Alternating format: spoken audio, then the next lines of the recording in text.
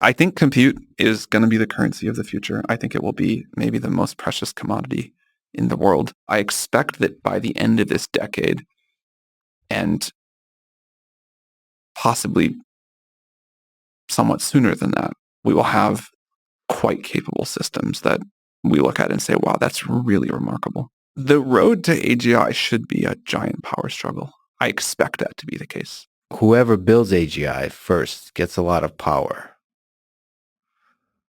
Do you trust yourself with that much power? The following is a conversation with Sam Altman, his second time on the podcast. He is the CEO of OpenAI, the company behind GPT-4, ChatGPT, Sora, and perhaps one day, the very company that will build AGI.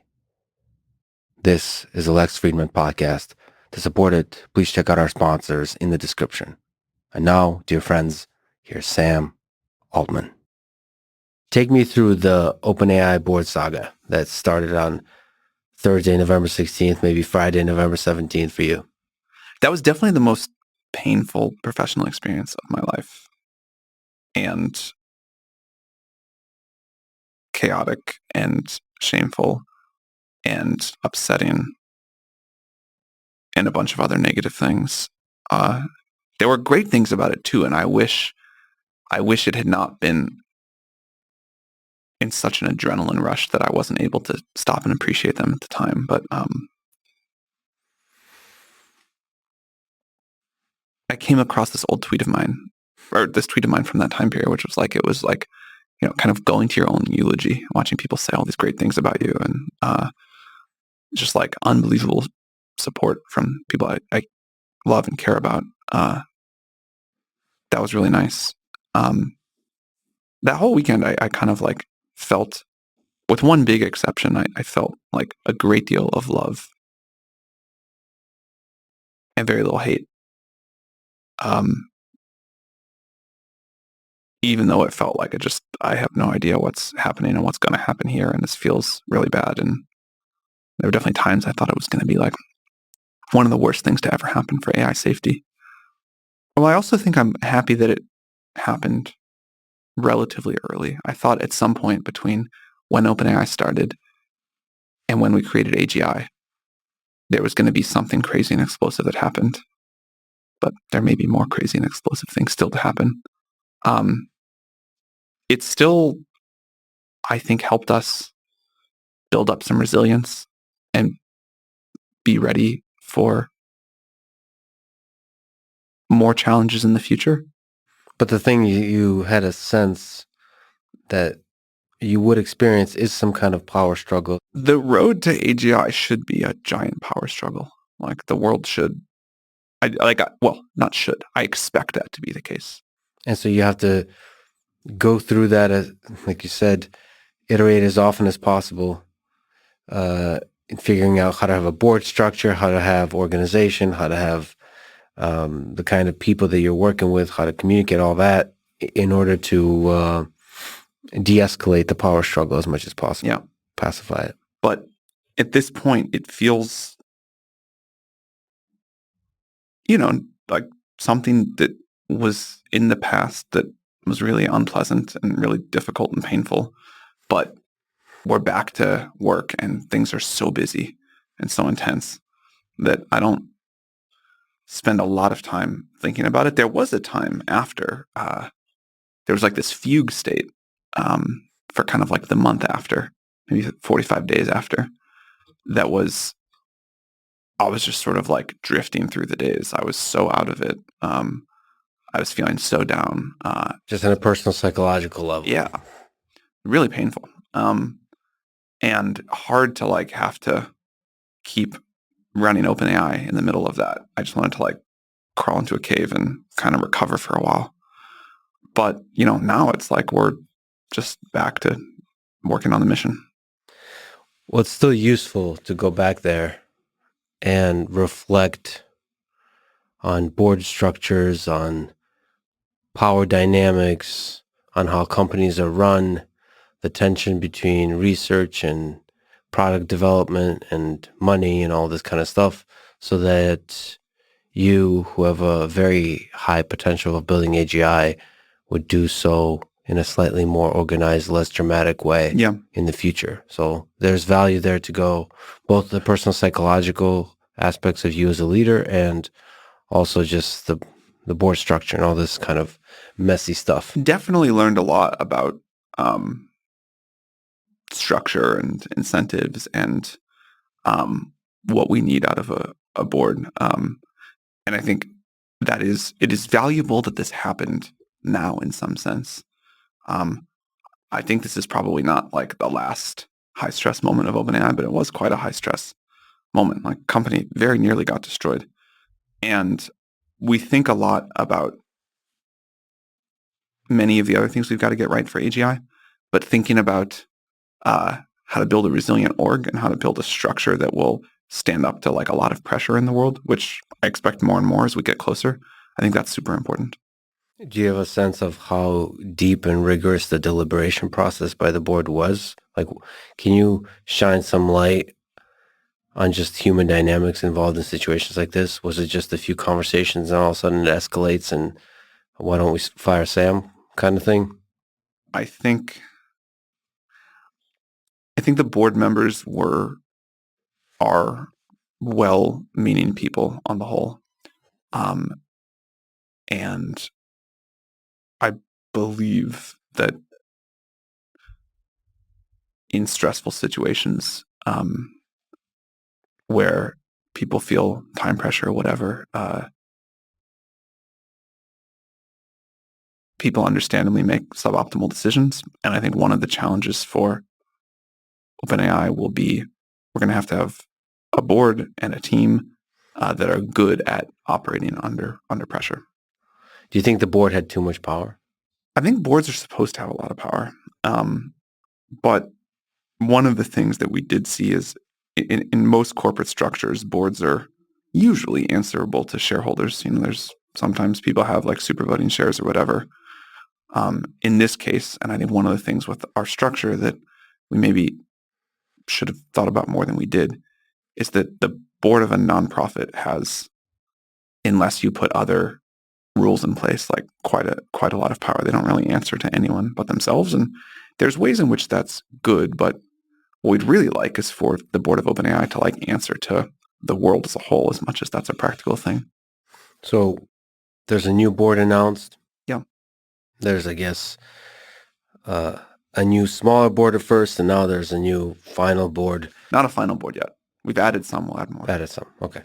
What is fixed in the new one that was perhaps broken in the previous one? The old board sort of got smaller over the course of about a year. It was 9 and then it went down to 6. And then we couldn't agree on who to add. And the board also, I think, didn't have a lot of experienced board members. And a lot of the new board members at OpenAI have more experience as board members. I think that'll help. It's been criticized, some of the people that are added to the board. I heard a lot of people criticizing the addition of Larry Summers, for example. What's the process of selecting the board like? What's involved in that? So Brett and Larry were kind of decided in the heat of the moment over this like very tense weekend. And that weekend was like a real roller coaster. It was like a lot of ups and downs. And we were trying to agree on new board members that both sort of the executive team here and the old board members felt would be reasonable. Larry was actually one of their suggestions, the old board members. Brett, I think I had even previous to that weekend suggested, but he was busy and didn't want to do it. And then we really needed help in wood. We talked about a lot of other people too, but that was, I felt like if I was going to come back, I needed new board members. I didn't think I could work with the old board again in the same configuration, although we then decided, and I'm grateful that Adam would stay. But we wanted to get to, we considered various configurations, decided we wanted to get to a board of 3, and had to find 2 new board members over the course of sort of a short period of time. So those were decided honestly without, that's like you kind of do that on the battlefield. You don't have time to design a rigorous process then.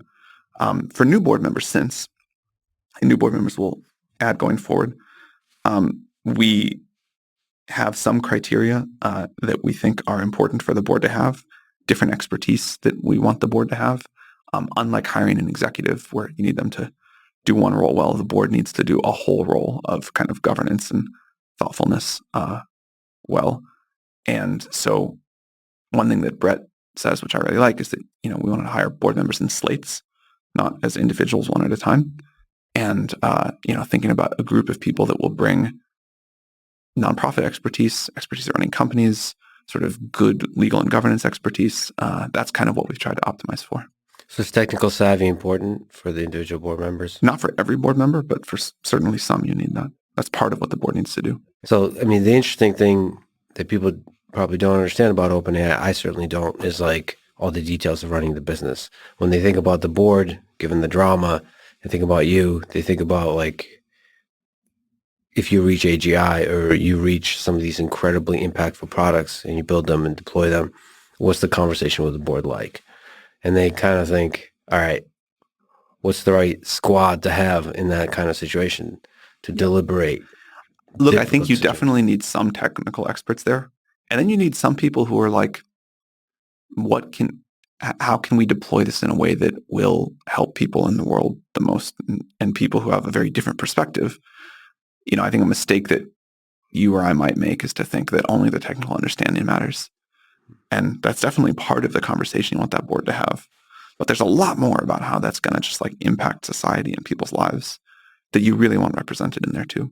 And you're just are you looking at the track record of people, or you're just having conversations? Track record is a big deal. You of course have a lot of conversations, but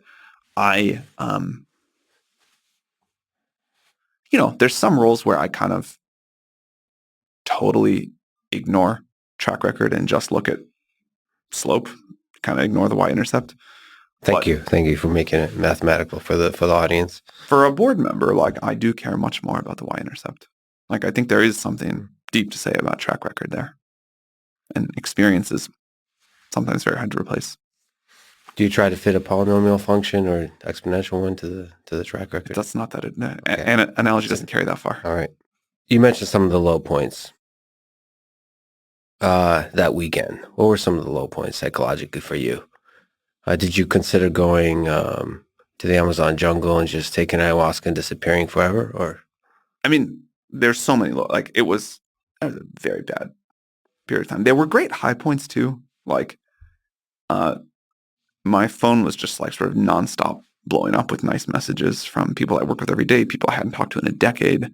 I didn't get to like appreciate that as much as I should have because I was just like in the middle of this firefight, but that was really nice. But on the whole, it was like a very painful weekend, and also just like it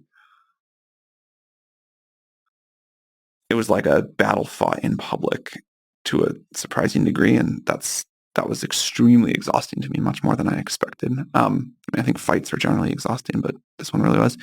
The board did this Friday afternoon. I really couldn't get much in the way of answers, but I also was just like, well, the board gets to do this. And so I'm going to think for a little bit about what I want to do, but I'll try to find the blessing in disguise here. And I was like, well, my current job at OpenAI it was like to like run a decently sized company at this point. And the thing I'd always liked the most was just getting to like work with the researchers. And I was like, yeah, I can just go do like a very focused AGI research effort. And I got excited about that. It didn't even occur to me at the time to like possibly that this was all going to get undone. This was like Friday afternoon. Oh, so you've accepted the death very of this quickly, very quickly. Like within, I went through like a little period of confusion and rage, but very quickly. And by Friday night, I was like talking to people about what was going to be next. And I was excited about that. I think it was Friday evening for the first time that I heard from the exec team here, which is like, hey, we're going to like fight this. And, we think whatever. And then I went to bed just still being like, okay, excited, like onward. Were you able to sleep? Not a lot. It was one of the weird things was there was this like period of 4.5 days where sort of didn't sleep much, didn't eat much, and still kind of had like a surprising amount of energy.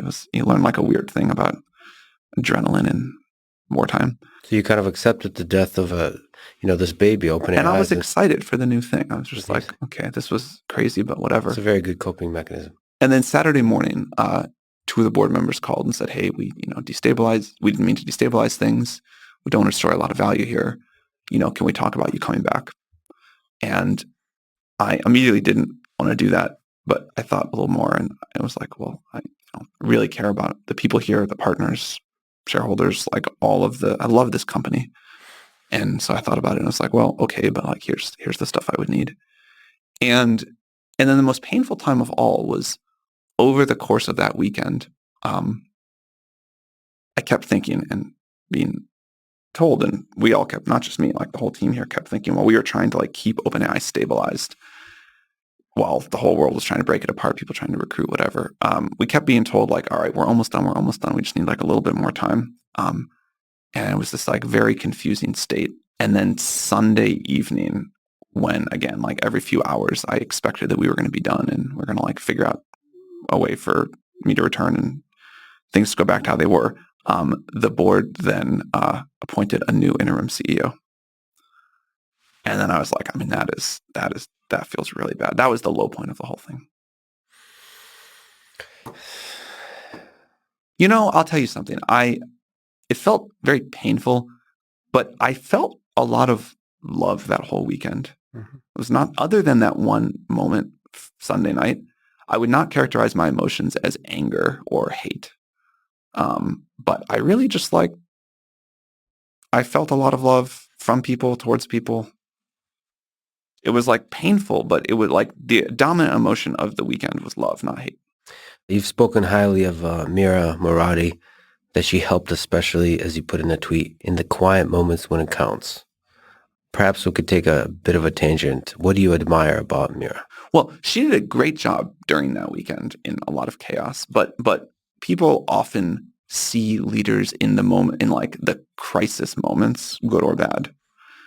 But a thing I really value in leaders is how people act on a boring Tuesday at 9:46 in the morning. Mm-hmm. And in just sort of the normal drudgery of the day-to-day. How someone shows up in a meeting, the quality of the decisions they make. That was what I meant about the quiet moments. Meaning like most of the work is done on a day by day, in a meeting by meeting, just be present and make great decisions. Yeah, I mean, look, what you wanted to spend the last 20 minutes about, and I understand, is like this one very dramatic weekend. Yeah. But that's not really what OpenAI is about. OpenAI is really about the other 7 years. Well, yeah, human civilization is not about the invasion of the Soviet Union by Nazi Germany, but still that's something people focus on. Very, very understandable. It gives us an insight into human nature, the extremes of human nature, and perhaps some of the damage and some of the triumphs of human civilization can happen in those moments. So it's like illustrative. Let me ask you about Ilya. Is he being held hostage in a secret nuclear facility? No. What about a regular secret facility? No. What about a nuclear non-secret facility? Neither. Okay. Not that either. I mean, it's becoming a meme at some point. You've known Ilya for a long time. He was obviously in part of this drama with the board and all that kind of stuff. What's your relationship with him now? I love Ilya. I have tremendous respect for Ilya. I don't have anything I can like say about his plans right now. That's a question for him. But I really hope we work together for, certainly the rest of my career. He's a little bit younger than me. Maybe he works a little bit longer. There's a meme that he saw something. Like he maybe saw AGI and that gave him a lot of worry internally. What did Ilya see? Ilya has not seen AGI. None of us have seen AGI. We've not built AGI. I do think one of the many things that I really love about Ilya is he takes AGI and the safety concerns, broadly speaking, including things like the impact this is going to have on society, very seriously. And as we continue to make significant progress, Ilya is one of the people that I've spent the most time over the last couple of years talking about what this is going to mean, what we need to do to ensure we get it right, to ensure that we succeed at the mission. So Ilya did not see AGI, but Ilya is a credit to humanity in terms of how much he thinks and worries about making sure we get this right. I've had a bunch of conversation with him in the past. I think when he talks about technology, he's always like doing this long-term thinking type of thing.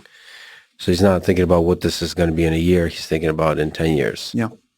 Just thinking from first principles, like, okay, if this scales, what are the fundamentals here? Where's this going? And so that's a foundation for them thinking about like all the other safety concerns and all that kind of stuff, which makes him a really fascinating human to talk with. Do you have any idea why he's been kind of quiet? Is it he's just doing some soul searching? Again, I don't want to like speak for Ilya. Mm-hmm. I think that you should ask him that. He's definitely a thoughtful guy. I kind of think of Ilya as like always on a soul search in a really good way. Yes. Yeah. Also, he appreciates the power of silence. Also, I'm told he can be a silly guy, which I've never seen that side of him. It's very sweet when that happens. I've never witnessed a silly Ilya, but I look forward to that as well. I was at a dinner party with him recently, and he was playing with a puppy, and he was like in a very silly mood, very endearing, and I was thinking like, oh man, this is like not the side of the Ilya that the world sees the most. So just to wrap up this whole saga, are you feeling good about the board structure, Yes. about all of this, and like where it's moving? I feel great about the new board. In terms of the structure of OpenAI, one of the board's tasks is to look at that and see where we can make it more robust. We wanted to get new board members in place first, but we clearly learned a lesson about structure throughout this process. I don't have, I think, super deep things to say. It was a crazy, very painful experience. I think it was like a perfect storm of weirdness. It was like a preview for me of what's going to happen as the stakes get higher and higher, and the need that we have like robust governance structures and processes and people. I am kind of happy it happened when it did, but it was a shockingly painful thing to go through. Did it make you be more hesitant in trusting people? Yes. Just on a personal level? Yes. I think I'm like an extremely trusting person. I've always had a life philosophy of, like, don't worry about all of the paranoia. Don't worry about the edge cases. You get a little bit screwed in exchange for getting to live with your guard down. Mm-hmm. And this was so shocking to me. I was so caught off guard that it has definitely changed. And I really don't like this. It's definitely changed how I think about just like default trust of people and planning for the bad scenarios. You got to be careful with that. Are you worried about becoming a little too cynical? I'm not worried about becoming too cynical. I think I'm like the extreme opposite of a cynical person, but I'm worried about just becoming like less of a default trusting person. I'm actually not sure which mode is best to operate in for a person who's developing AGI. Trusting or untrusting. It's an interesting journey you're on. But in terms of structure, see, I'm more interested on the human level. Like, how do you surround yourself with humans that are building cool shit, but also are making wise decisions? Because the more money you start making, the more power the thing has, the weirder people get. I think you could make all kinds of comments about the board members and the level of trust I should have had there or how I should have done things differently.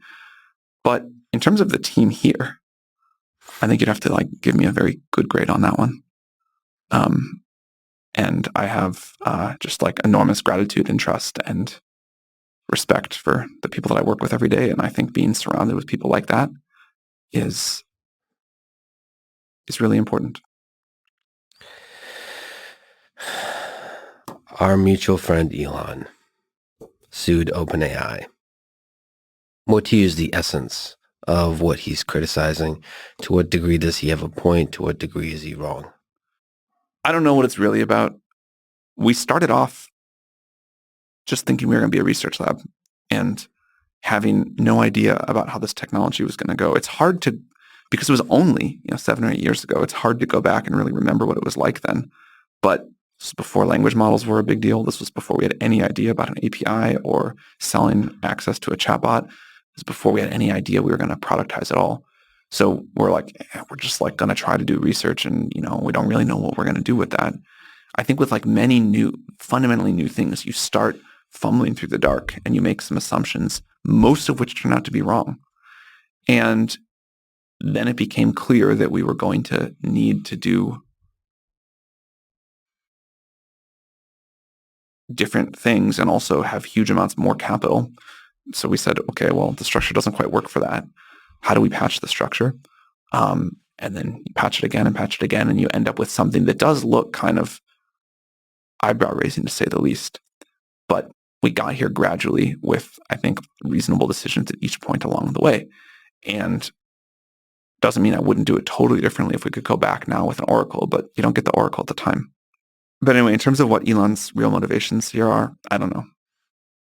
To the degree you remember, what was the response that OpenAI gave in the blog post? Can you summarize it? Oh, we just said Elon said this set of things. Here's our characterization, or here's the sort of, not our characterization, here's the characterization of how this went down. We tried to not make it emotional and just sort of say here's the history. I do think there's a degree of mischaracterization from Elon here about one of the points you just made, which is the degree of uncertainty you had at the time. You guys are a bunch of a small group of researchers crazily talking about AGI when everybody's laughing at that thought. Wasn't that long ago Elon was crazily talking about launching rockets? Yeah. When people were laughing at that thought. So I think he'd have more empathy for this.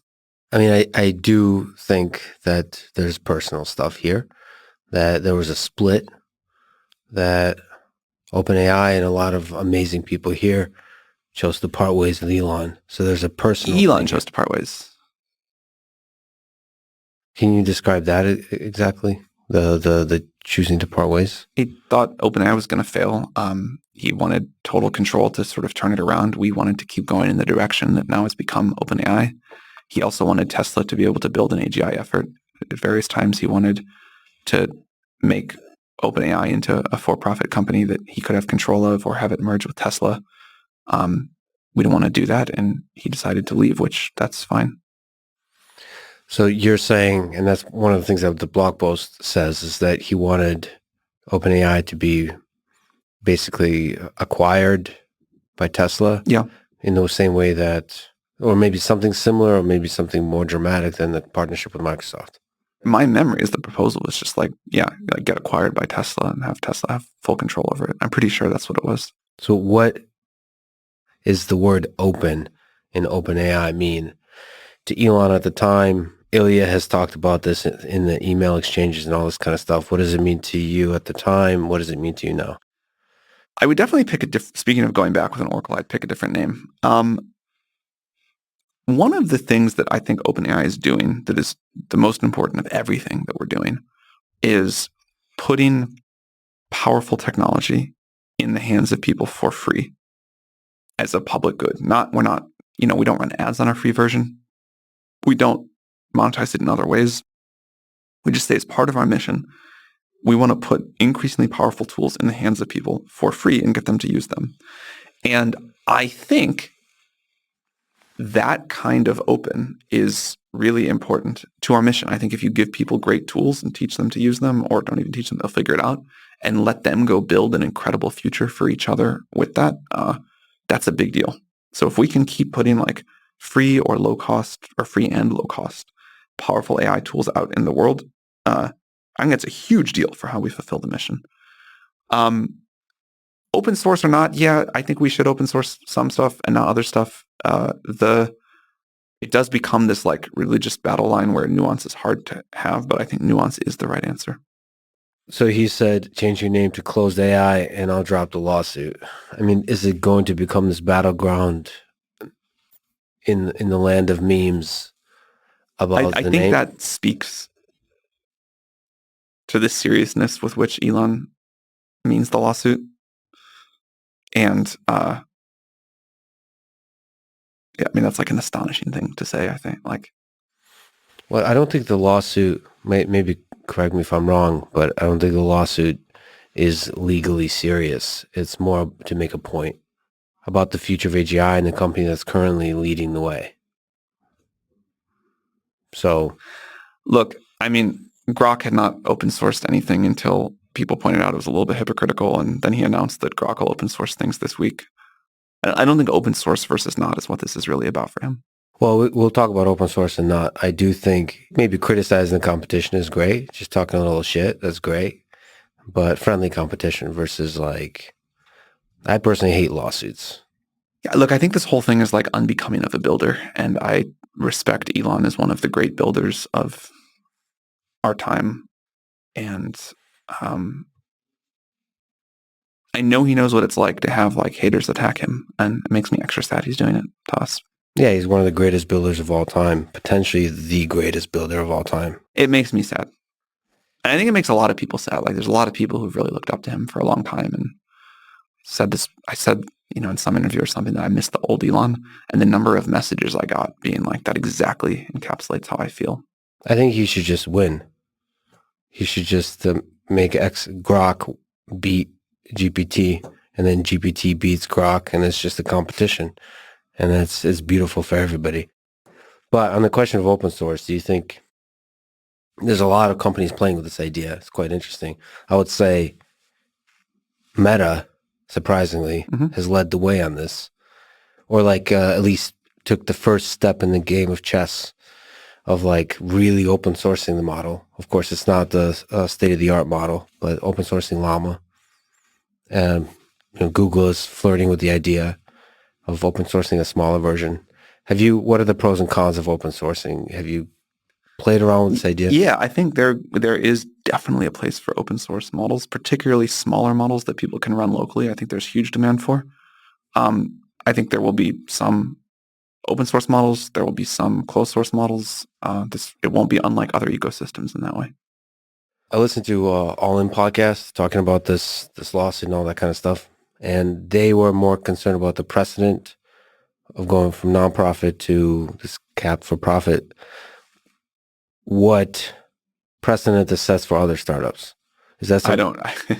I would heavily discourage any startup that was thinking about starting as a nonprofit and adding like a for-profit arm later. I'd heavily discourage them from doing that. I don't think we'll set a precedent here. Okay. So most startups should go just... For sure. So and again, if we knew what was going to happen, we would have done that too. Well, like in theory, if you like dance beautifully here, there's like some tax incentives or whatever. But I don't think that's like how most people think about these things. It's just not possible to save a lot of money for a startup if you do it this way. No, I think there's like laws that would make that pretty difficult. Where do you hope this goes with Elon? This tension, this dance, where do you hope this? Like if we go 1, 2, 3 years from now, your relationship with him on a personal level too, like friendship, friendly competition, just all this kind of stuff. Yeah, I really respect Elon.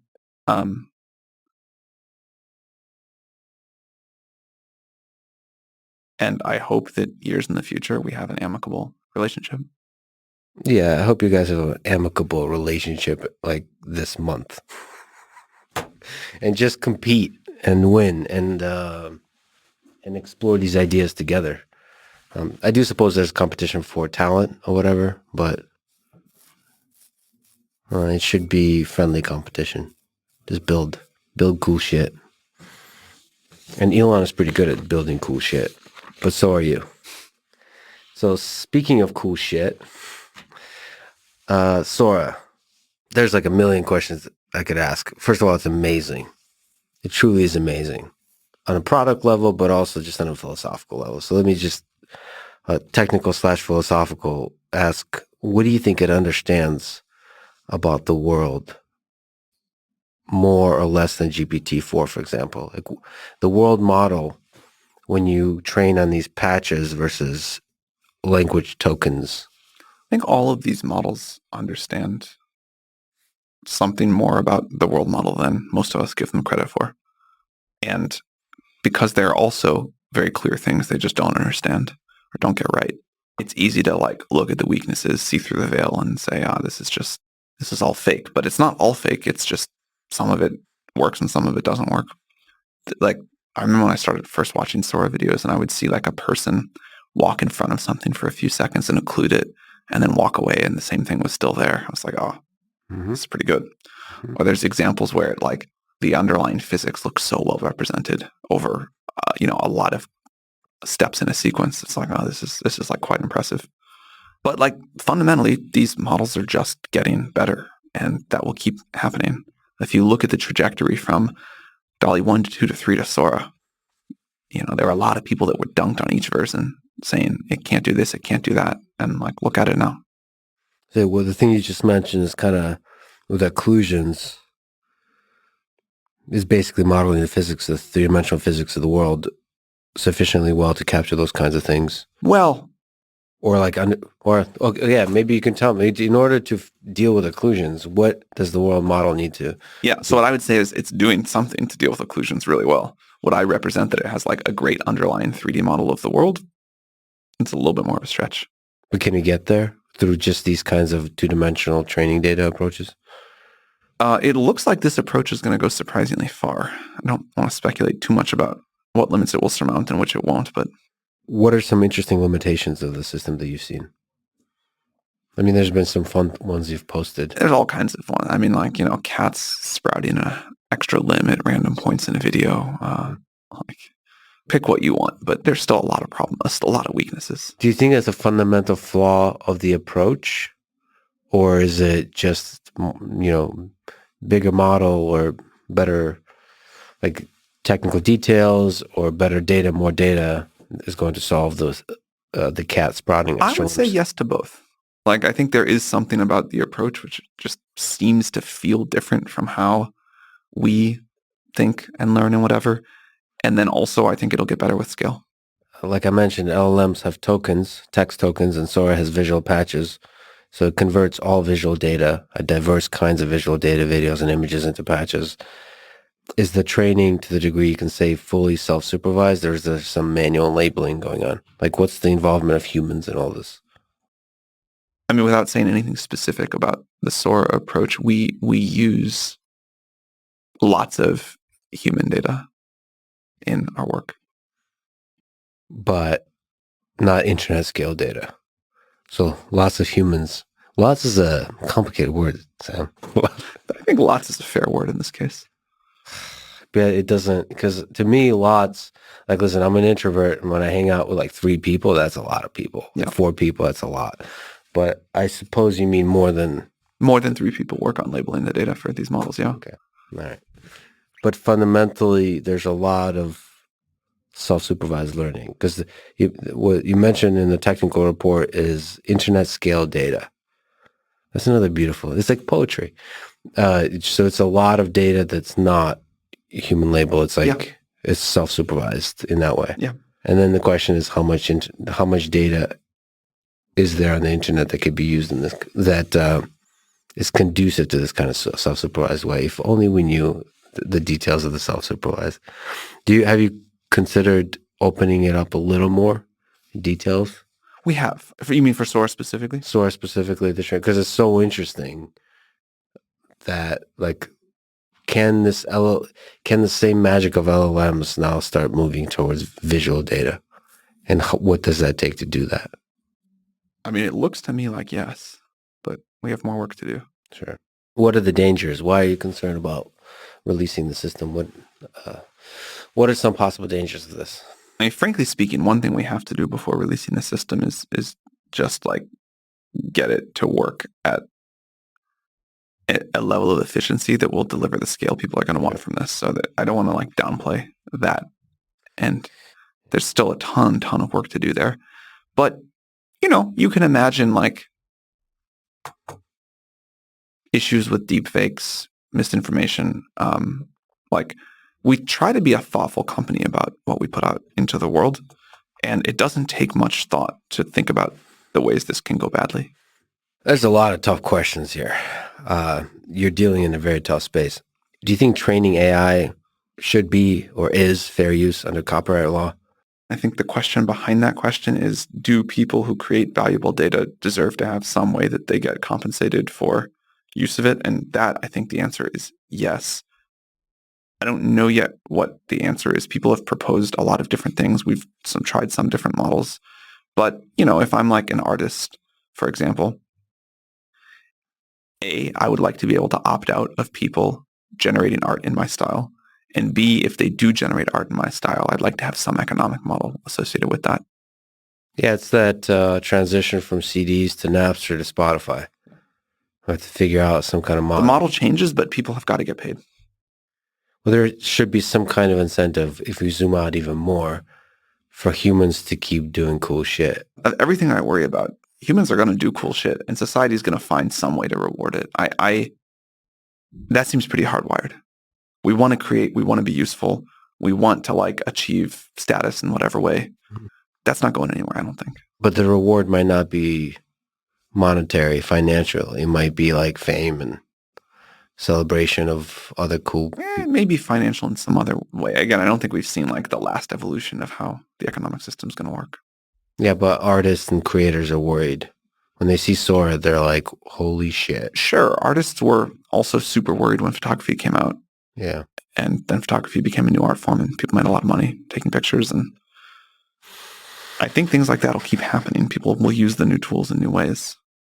If we just look on YouTube or something like this, how much of that will be using Sora like AI generated content, do you think, in the next 5 years? People talk about like how many jobs they are going to do in 5 years. And the framework that people have is what percentage of current jobs are just going to be totally replaced by some AI doing the job. The way I think about it is not what percent of jobs AI will do, but what percent of tasks will AI do and over what time horizon. So if you think of all of the like 5-second tasks in the economy, the 5-minute tasks, the 5-hour tasks, maybe even the 5-day tasks, how many of those can AI do? And I think that's a way more interesting, impactful, important question than how many jobs AI can do, because it is a tool that will work at increasing levels of sophistication and over longer and longer time horizons for more and more tasks, and let people operate at a higher level of abstraction. So maybe people are way more efficient at the job they do. And at some point, that's not just a quantitative change, but it's a qualitative one too, about the kinds of problems you can keep in your head. I think that for videos on YouTube, it'll be the same. Many videos, maybe most of them, will use AI tools in the production, but they'll still be fundamentally driven by a person thinking about it, putting it together, doing parts of it, sort of directing and running it. Yeah, it's so interesting. I mean, it's scary, but it's interesting to think about. I tend to believe that humans like to watch other humans or other human. Humans really care about other humans a lot. Yeah. If there's a cooler thing that's better than a human, humans care about that for like 2 days and then they go back to humans. That seems very deeply wired. It's the whole chess thing. Yeah. But no, let's everybody keep playing chess. And let's ignore the elephant in the room that humans are really bad at chess relative to AI systems. We still run races and cars are much faster. I mean, there's like a lot of examples. Yeah.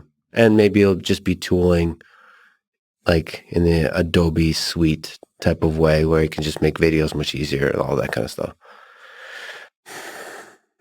Listen, I hate being in front of the camera. If I can figure out a way to not be in front of the camera, I would love it. Unfortunately, it'll take a while.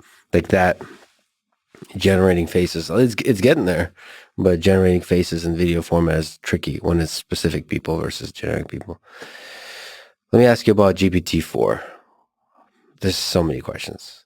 First of all, also amazing. It's looking back, it'll probably be this kind of historic pivotal moment with 3, 5, and 4 with ChatGPT. Maybe 5 will be the pivotal moment. I don't know.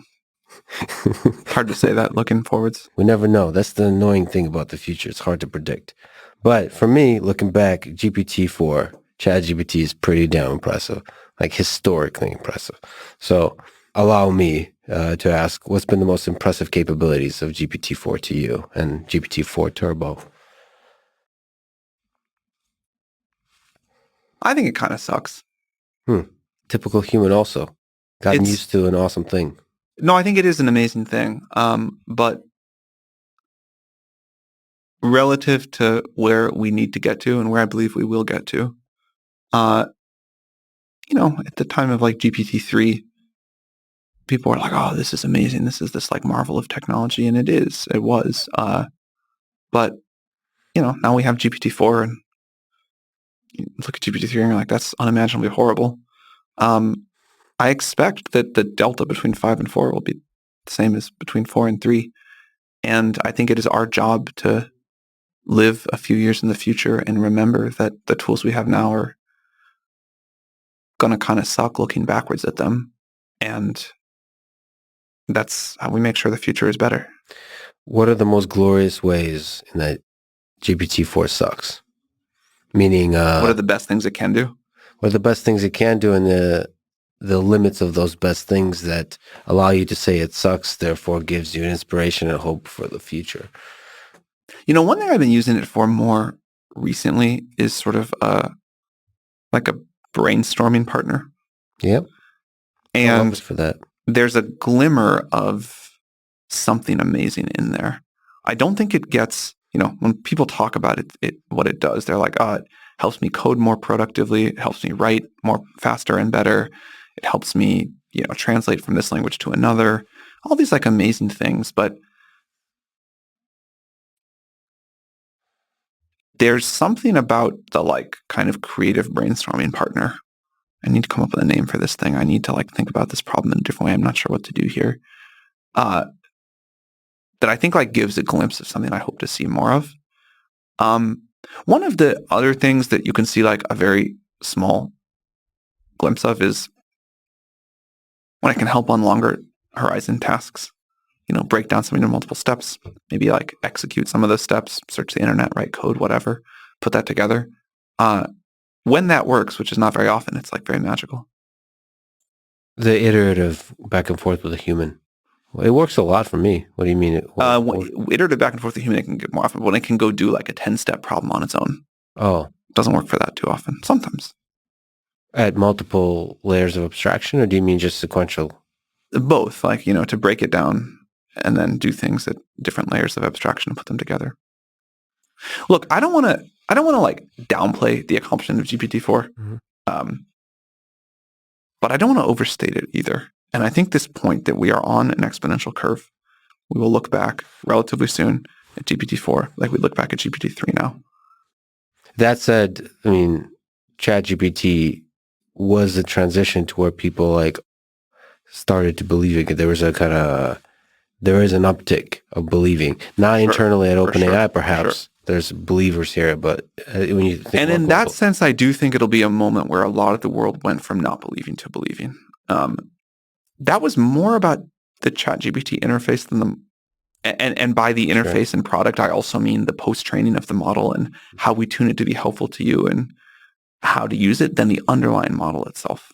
How much of those two, each of those things are important? The underlying model and the RLHF or something of that nature that tunes it to be more compelling to the human, more effective and productive for the human. I mean, they're both super important, but the RLHF, the post-training step, the little wrapper of things that, from a compute perspective, little wrapper of things that we do on top of the base model, even though it's a huge amount of work. Mm-hmm.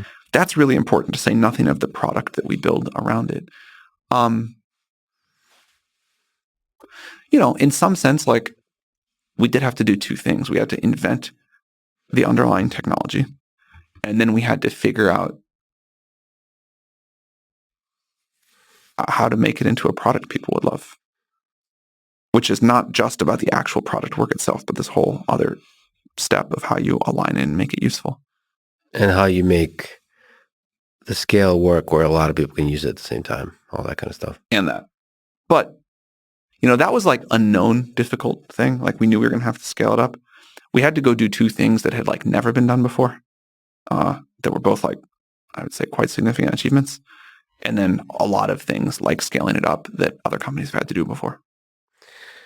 How does the context window of going from 8K to 128K tokens compare from GPT-4 to GPT-4 Turbo? People like long. Most people don't need all the way to 128 most of the time. Although, if we dream into the distant future, we'll have like way distant future, we'll have like context length of several billion. You will feed in all of your information, all of your history over time, and it'll just get to know you better and better, and that'll be great.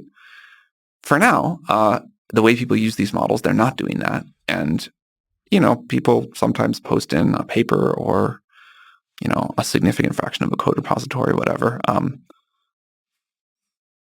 But most usage of the models is not using the long context most of the time.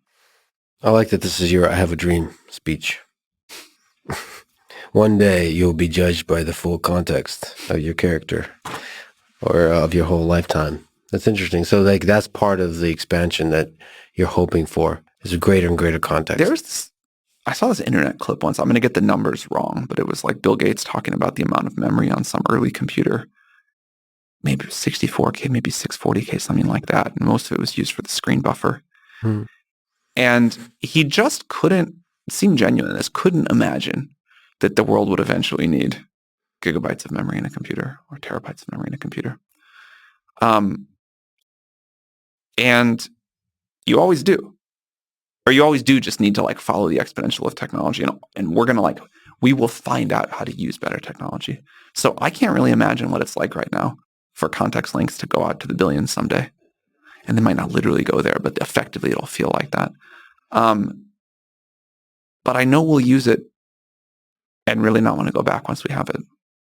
Yeah. Even saying billions 10 years from now might seem dumb because it'll be like trillions upon trillions. Sure. There'll be some kind of breakthrough that will effectively feel like infinite context. But even 120, I have to be honest, I haven't pushed it to that degree. Maybe putting in entire books or like parts of books and so on, papers. What are some interesting use cases of GPT-4 that you've seen? The thing that I find most interesting is not any particular use case that we can talk about those, but it's people who kind of like, this is mostly younger people, but people who use it as like their default start for any kind of knowledge work task. Yeah. And it's the fact that it can do a lot of things reasonably well. You can use GPT-V, you can use it to help you write code, you can use it to help you do search, you can use it to like edit a paper. The most interesting thing to me is the people who just use it as the start of their workflow. I do as well for many things. Like I use it as a reading partner for reading books. It helps me think through ideas, especially when the books are classics. So it's really well written about, and it actually is I find it often to be significantly better than even like Wikipedia on well-covered topics. It's somehow more balanced and more nuanced, or maybe it's me, but it inspires me to think deeper than a Wikipedia article does. I'm not exactly sure what that is. You mentioned like this collaboration. I'm not sure where the magic is, if it's in here or if it's in there, or if it's somewhere in between. I'm not sure. But one of the things that concerns me for a knowledge task when I start with GPT is I'll usually have to do fact checking after, like check that it didn't come up with fake stuff. How do you figure that out? That GPT can come up with fake stuff that sounds really convincing. So how do you ground it in truth?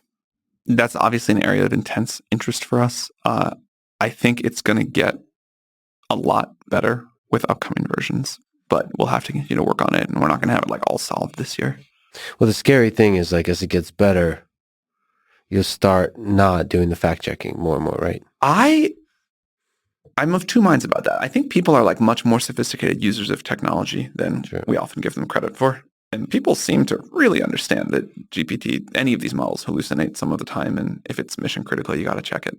Except journalists don't seem to understand that. I've seen journalists half-assedly just using GPT-4. It's of the long list of things I'd like to dunk on journalists for, this is not my top criticism of them. Well, I think the bigger criticism is perhaps the pressures and the incentives of being a journalist is that you have to work really quickly, and this is a shortcut. I would love our society to incentivize I would too. Journalistic efforts that take days and weeks and rewards great in-depth journalism. Also journalism that presents stuff in a balanced way where it's celebrates people while criticizing them, even though the criticism is the thing that gets clicks, and making shit up also gets clicks, and headlines that mischaracterize completely. I'm sure you have a lot of people dunking on, all that drama probably got a lot of clicks. Probably did. And that's a bigger problem about human civilization. I'd love to see solved, is where we celebrate a bit more. You've given ChatGPT the ability to have memories. You've been playing with that about previous conversations. And also the ability to turn off memory. I wish I could do that sometimes. Just turn on and off, depending. I guess sometimes alcohol can do that, but not optimally, I suppose. What have you seen through that, playing around with that idea of remembering conversations and not? We're very early in our explorations here, but I think what people want, or at least what I want for myself, is a model that gets to know me and gets more useful to me over time. This is an early exploration. I think there's a lot of other things to do, but that's where we'd like to head. You'd like to use a model, and over the course of your life, or use a system, there'll be many models, and over the course of your life, it gets better and better. Yeah, how hard is that problem? Because right now it's more like remembering little factoids and preferences and so on. What about remembering, don't you want GPT to remember all the shit you went through in November and all the drama, and then you can... Yeah. Because right now you're clearly blocking it out a little bit. It's not just that I want it to remember that. I want it to integrate the lessons of that. Yes. And remind me in the future what to do differently or what to watch out for. Mm-hmm. And, we all gain from experience over the course of our lives, varying degrees. And I'd like my AI agent to gain with that experience too.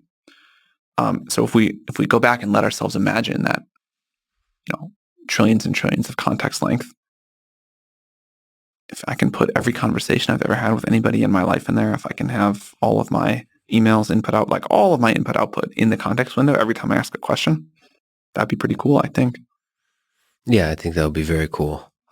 People sometimes will hear that and be concerned about privacy. Is there, what do you think about that aspect of it? The more effective the AI becomes at really integrating all the experiences and all the data that happened to you and give you advice. I think the right answer there is just user choice. Anything I want stricken from the record for my AI agent, I want to be able to take out. If I don't want it to remember anything, I want that too. You and I may have different opinions about where on that privacy utility trade-off for our own AI we want to be, which is totally fine. But I think the answer is just really easy user choice. But there should be some high level of transparency from a company about the user choice. Because sometimes companies in the past have been kind of shady about it's kind of presumed that we're collecting all your data and we're using it for a good reason, for advertisement and so on. But there's not a transparency about the details of that. That's totally true. You mentioned earlier that I'm blocking out the November stuff. I'm just teasing you. Well, I think it was a very traumatic thing, and it did immobilize me for a long period of time. Definitely the hardest work thing I've had to do was just keep working that period, because I had to try to come back in here and put the pieces together while I was just in sort of shock and pain, and nobody really cares about that. The team gave me a pass and I was not working at my normal level, but there was a period where I was just it was really hard to have to do both. But I kind of woke up one morning and I was this was a horrible thing to happen to me. I think I could just feel like a victim forever. Or I can say this is the most important work I'll ever touch in my life and I need to get back to it. And it doesn't mean that I've repressed it, because sometimes I wake up in the middle of the night thinking about it. But I do feel an obligation to keep moving forward. Well, that's beautifully said, but there could be some lingering stuff in there. What I would be concerned about is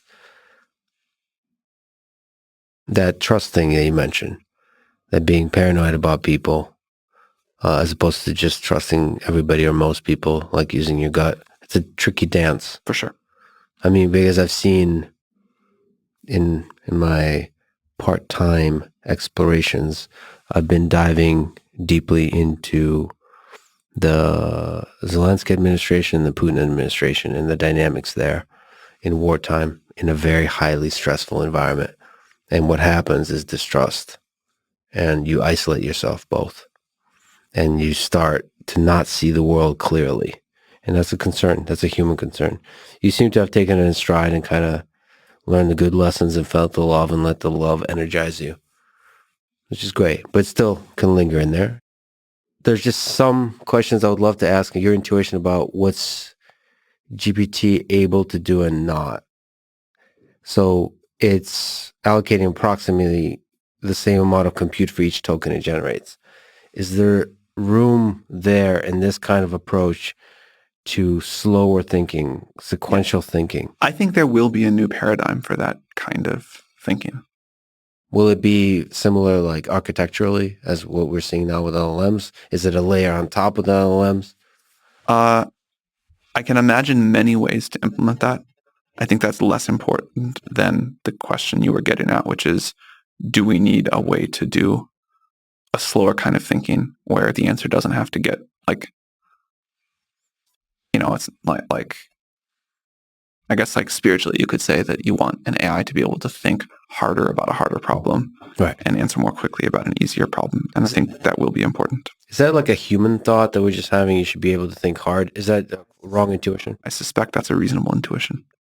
Interesting. So it's not possible once the GPT gets like GPT-7, we'll just be instantaneously be able to see, here's the proof from our STM. It seems to me like you want to be able to allocate more compute to harder problems. Like, it seems to me that a system knowing, if you ask a system like that, prove Fermat's last theorem versus what's today's date,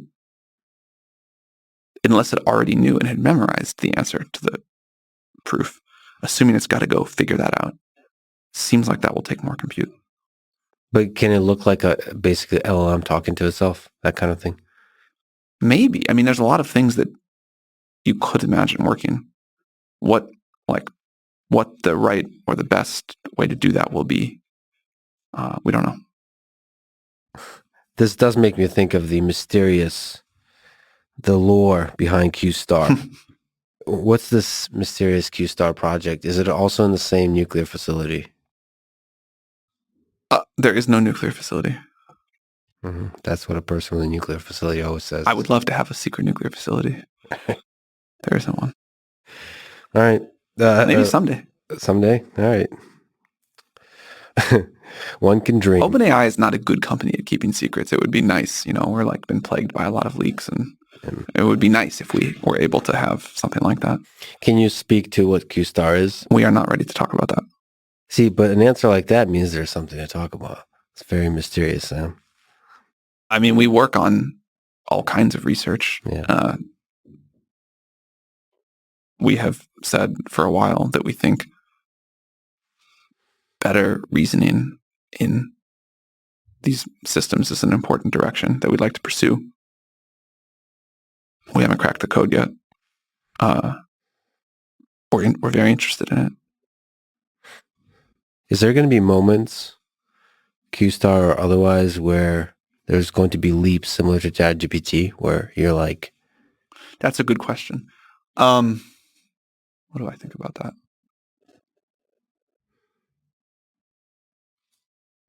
It's interesting. To me, it all feels pretty continuous. Right. This is kind of a theme that you're saying is there's you're basically gradually going up an exponential slope. But from an outsider perspective, from me just watching it, it does feel like there's leaps. But to you, there isn't. I do wonder if we should have... So, part of the reason that we deploy the way we do is that we think, we call it iterative deployment.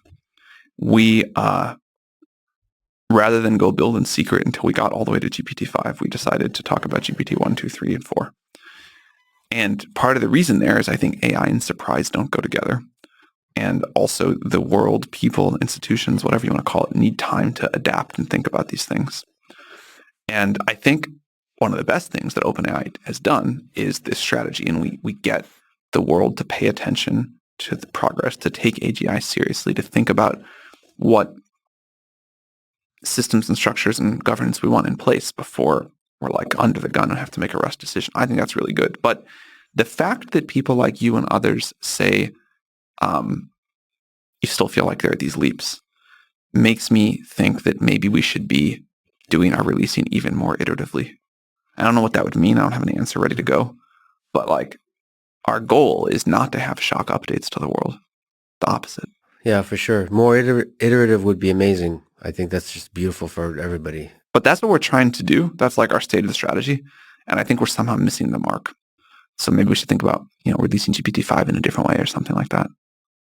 Yeah, 4.71, 4.72. But people tend to like to celebrate. People celebrate birthdays. I don't know if you know humans, but they kind of have these milestones. And all I do know some humans. People do like milestones. I totally get that. I think we like milestones too. It's like fun to, say declare victory on this one and go start the next thing. But yeah, I feel like we're somehow getting this a little bit wrong. So when is GPT-5 coming out again? I don't know. That's the honest answer. Oh, that's the honest answer. Is it blink twice if it's this year?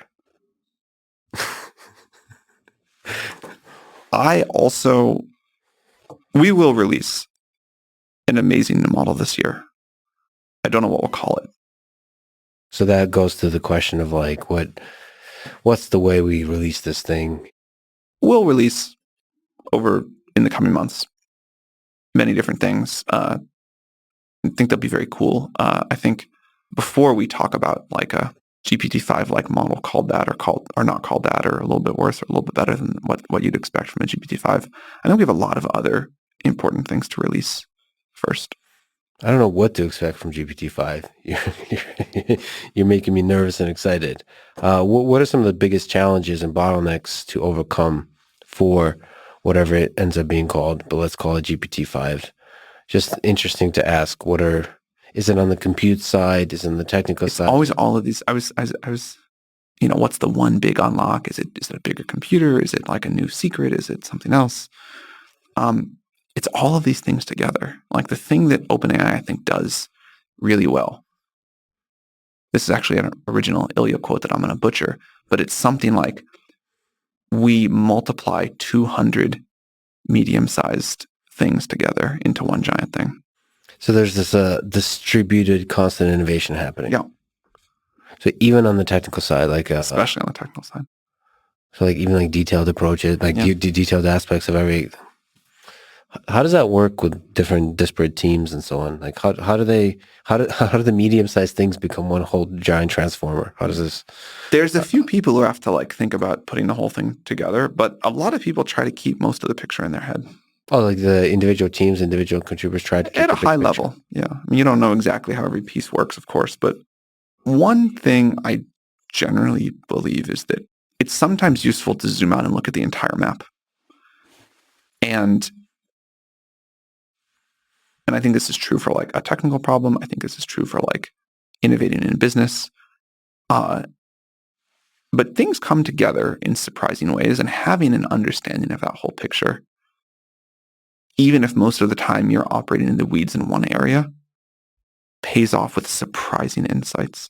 In fact, one of the things that I used to have, and I think was super valuable, was I used to have like a good map of all of the frontier, or most of the frontiers in the tech industry.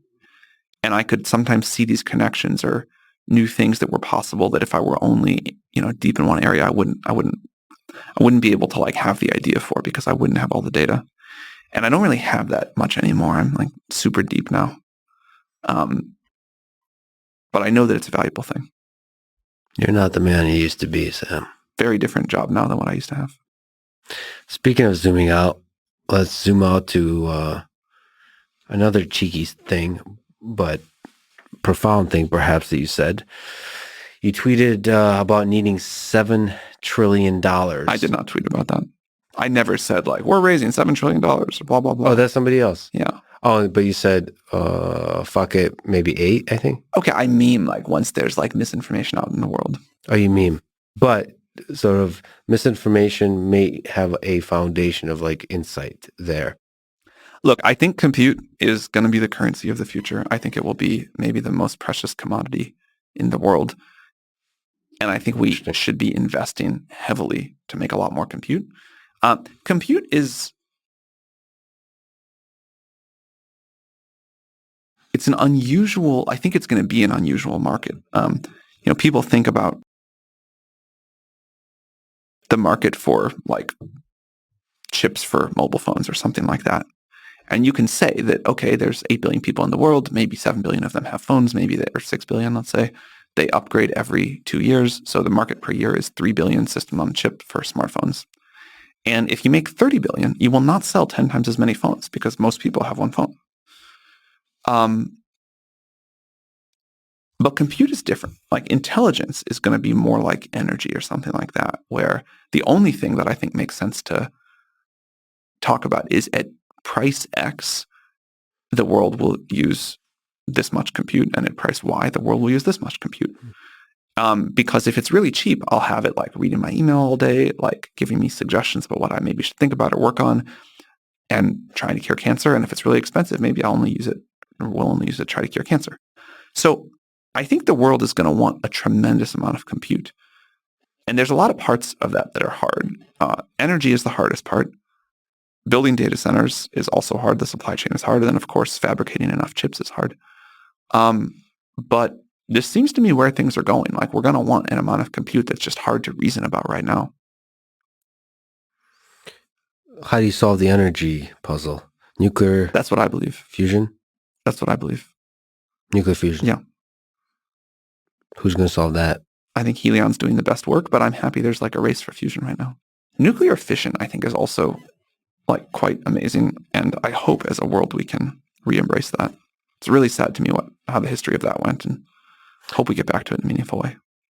So to you, part of the puzzle is nuclear fission, like nuclear reactors as we currently have them. And a lot of people are terrified because of Chernobyl and so on. Well, I think we should make new reactors. I think it's just like, it's a shame that industry kind of ground to a halt.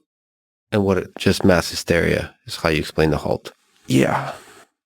I don't know if you know humans, but that's one of the dangers. That's one of the security threats for nuclear fission is humans seem to be really afraid of it. And that's something we have to incorporate into the calculus of it. So we have to kind of win people over and to show how safe it is. I worry about that for AI. Mm-hmm. I think some things are going to go theatrically wrong with AI. I don't know what the % chance is that I eventually get shot, but it's not 0. Oh, like we want to stop this. Maybe.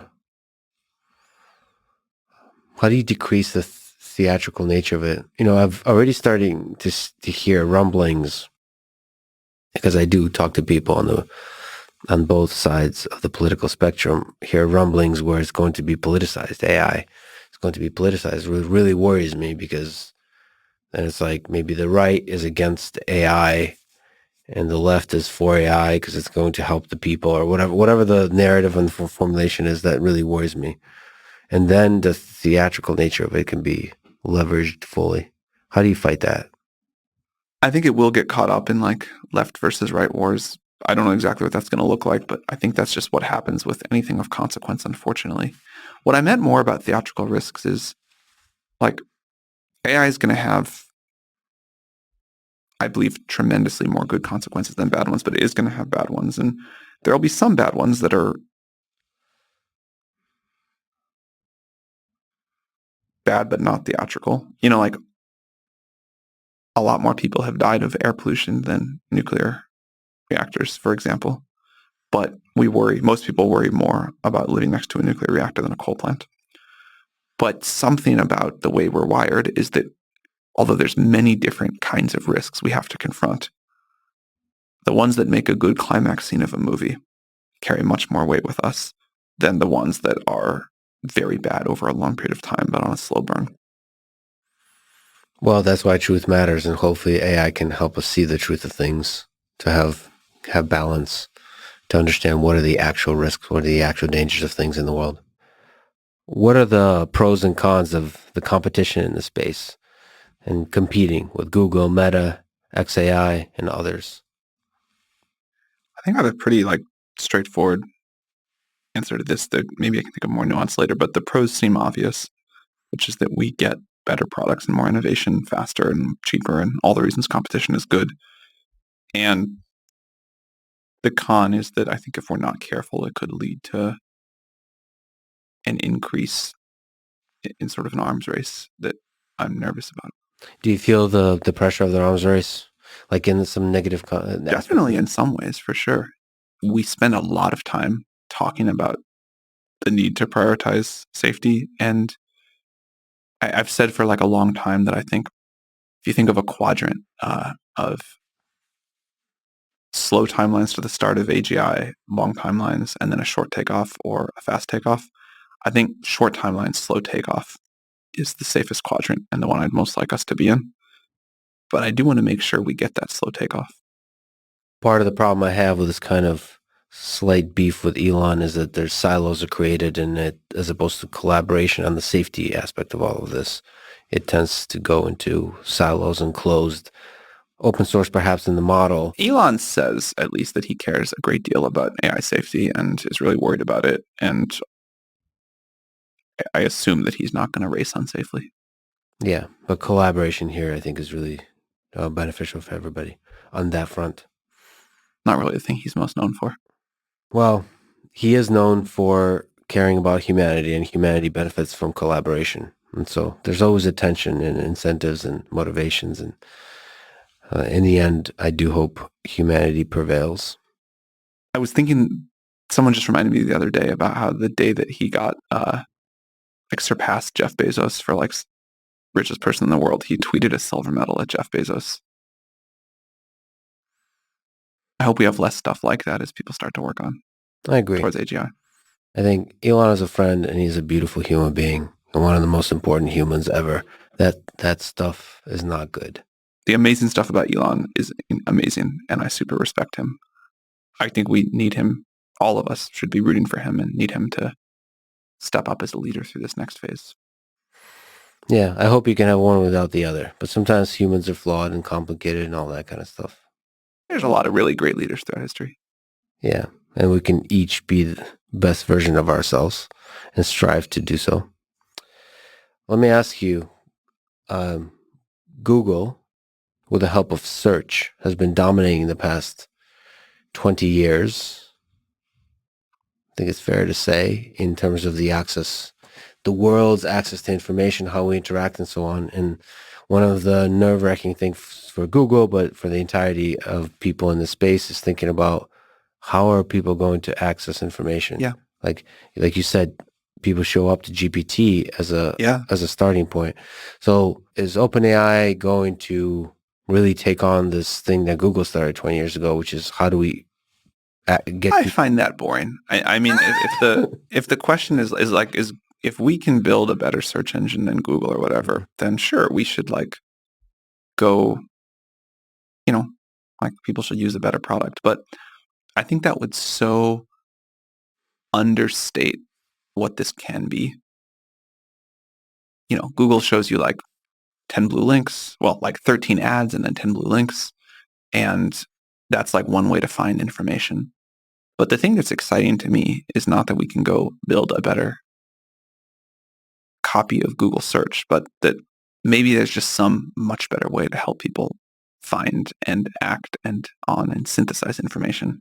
I think ChatGPT is that for some use cases, and hopefully we'll make it be like that for a lot more use cases. But I don't think it's that interesting to say, how do we go do a better job of giving you 10 ranked web pages to look at than what Google does? Maybe it's really interesting to go say, how do we help you get the answer or the information you need? Mm-hmm. How do we help create that in some cases, synthesize that in others, or point you to it in yet others? But a lot of people have tried to just make a better search engine than Google, and it is a hard technical problem. It is a hard branding problem. It's a hard ecosystem problem. I don't think the world needs another copy of Google. And integrating a chat client like a ChatGPT with a search engine. That's cooler. It's cool, but it's tricky. It's it's like if you just do it simply, it's awkward because like if you just shove it in there, it can be awkward. As you might guess, we are interested in how to do that well. Mm-hmm. That would be an example of a cool thing. That's not just like a heterogeneous, like integrating the intersection of LLMs plus search. I don't think anyone has cracked the code on yet. I would love to go do that. I think that would be cool. Yeah. What about the ad side? Have you ever considered monetization? I kind of hate ads just as like an aesthetic choice. I think ads needed to happen on the internet for a bunch of reasons to get it going. But it's a more mature industry. The world is richer now. I like that people pay for ChatGPT and know that the answers they're getting are not influenced by advertisers. I'm sure there's an ad unit that makes sense for LLMs. And I'm sure there's a way to like participate in the transaction stream in an unbiased way that is okay to do. But it's also easy to think about like the dystopic visions of the future where you ask ChatGPT something and it says, oh, here's, you should think about buying this product or you should think about, this going here for your vacation or whatever. And I don't know, like we have a very simple business model and I like it. And I know that I'm not the product. Like I know I'm paying and that's how the business model works. And when I go use like Twitter or Facebook or Google or any other great product, but ad-supported great product, I don't love that. And I think it gets worse, not better in a world with AI. Yeah, I mean, I can imagine AI would be better at showing the best kind of version of ads, not in a dystopic future, but where the ads are for things you actually need. But then does that system always result in the ads driving the kind of stuff that's shown, all that? It's, I think it was a really bold move of Wikipedia not to do advertisements, but then it makes it very challenging as a business model. So you're saying the current thing with OpenAI is sustainable from a business perspective? Well, we have to figure out how to grow, but it looks like we're going to figure that out. If the question is, do I think we can have a great business that pays for our compute needs without ads? That I think the answer is yes. Well, that's promising. I also just don't want to completely throw out ads as a... I'm not saying that. I guess I'm saying I have a bias against them. Yeah, I have also a bias and just a skepticism in general. And in terms of interface, because I personally just have like a spiritual dislike of crappy interfaces, which is why AdSense, when it first came out, was a big leap forward versus like animated banners or whatever. But like, it feels like there should be many more leaps forward in advertisement that doesn't interfere with the consumption of the content and doesn't interfere in a big fundamental way, which is like what you were saying. Like it will manipulate the truth to suit the advertisers. Let me ask you about safety, but also bias and like safety in the short term, safety in the long term. The Gemini 1.5 came out recently. There's a lot of drama around it, speaking of theatrical things. And it generated black Nazis and black founding fathers. I think fair to say it was, a bit on the ultra woke side. So that's a concern for people that, if there is a human layer within companies that modifies the safety or the harm caused by a model, that it will introduce a lot of bias that fits sort of an ideological lean within a company. How do you deal with that? I mean, we work super hard not to do things like that. We've made our own mistakes. We'll make others. I assume Google will learn from this one, still make others. It is all, like, these are not easy problems. One thing that we've been thinking about more and more is, I think this was a great idea somebody here had, like, it'd be nice to write out what the desired behavior of a model is, make that public, take input on it, say, here's how this model's supposed to behave and explain the edge cases too. And then when a model is not behaving in a way that you want, it's at least clear about whether that's a bug the company should fix or behaving as intended and you should debate the policy.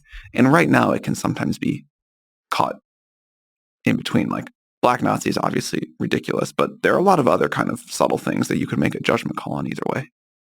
Yeah, but sometimes if you write it out and make it public, you can use kind of language that's, the Google's AI principles are very high level. That's not what I'm talking about. That doesn't work. Like I'd have to say, when you ask it to do thing X, it's supposed to respond in way Y. So like literally, who's better, Trump or Biden? What's the expected response from a model? Like something like very concrete. Yeah, I'm open to a lot of ways a model could behave them, but I think you should have to say, here's the principle and here's what it should say in that case. That would be really nice. Yeah. That would be really nice. And then everyone kind of agrees. Because there's this anecdotal data that people pull out all the time. And if there's some clarity about other representative anecdotal examples, you can define. Yeah. And then when it's a bug, and, the company can fix that.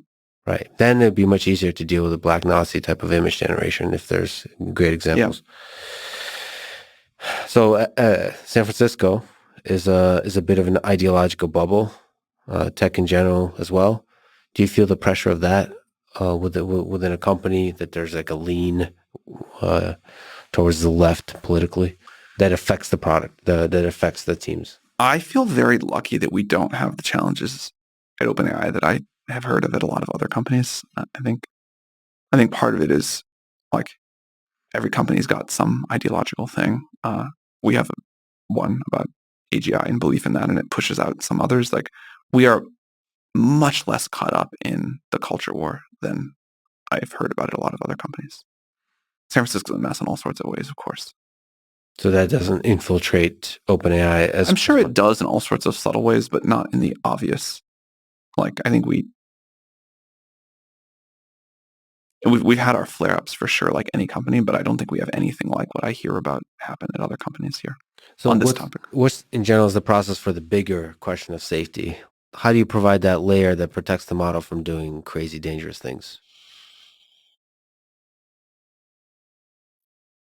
I think there will come a point where that's mostly what we think about, the whole company. And it won't be like, it's not like you have one safety team.